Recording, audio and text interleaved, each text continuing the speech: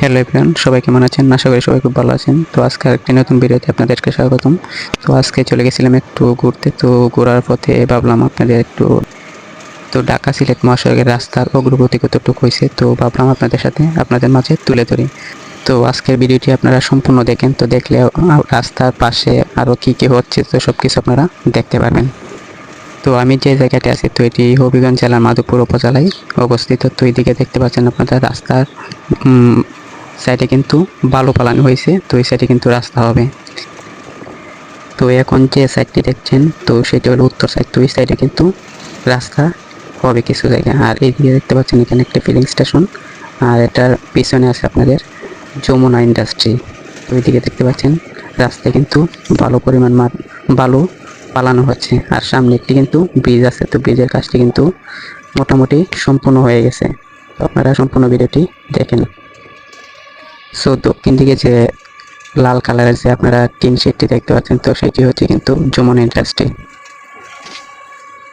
তো আপনারা দেখেন সামনে কিন্তু একটি ব্রিজ দেখা যাচ্ছে, তো এটি কিন্তু নতুন করে ব্রিজটা হচ্ছে।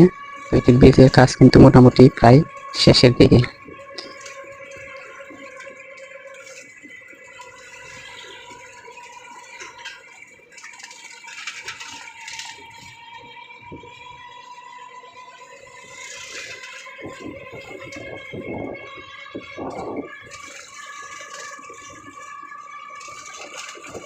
আর এখানে আছে দেখেন একটি পানসি হোটেল। তো এই পানসি হোটেলটা দেখতে পাচ্ছেন আপনারা, আর এর পিছনে কিন্তু যমুনা ইন্ডাস্ট্রিয়াল পার্ক। তো একটু সামনে গেলে দেখতে পাবেন যমুনার যে প্রধান গেটটি আছে, এখানে দেখতে পাচ্ছেন যমুনা ইন্ডাস্ট্রিয়াল পার্ক লেখা আছে। আর এটার রাস্তা যে হবে এটা কিন্তু একদম যমুনার গেটের পাশাপাশি দিয়ে যাবে। আর দেখেন উত্তর সাইডে যে বিল্ডিংগুলো দেখছেন, তো এখানে কিন্তু সরকারিভাবে যে দূর দূরান্তের গাড়ি আসার পথে আপনারা এখানে বিশ্রাম নেবে, তো এখানটা কিন্তু সরকারিভাবে করে দেওয়া হয়েছে। সামনে আরেকটা ব্রিজ আছে, দুটি ব্রিজের কাজও চলমান আছে, তো আপনারা দেখতে পাবেন ভিডিওতে।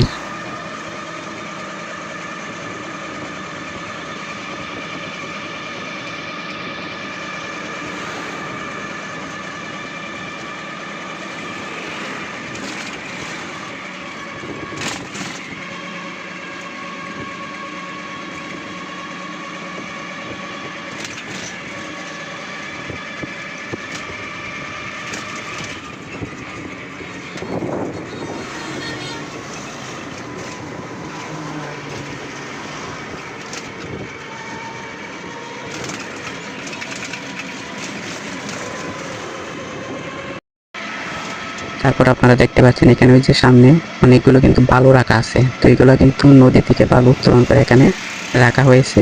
তো এই বালু কিন্তু রাস্তায় ফালানো হচ্ছে।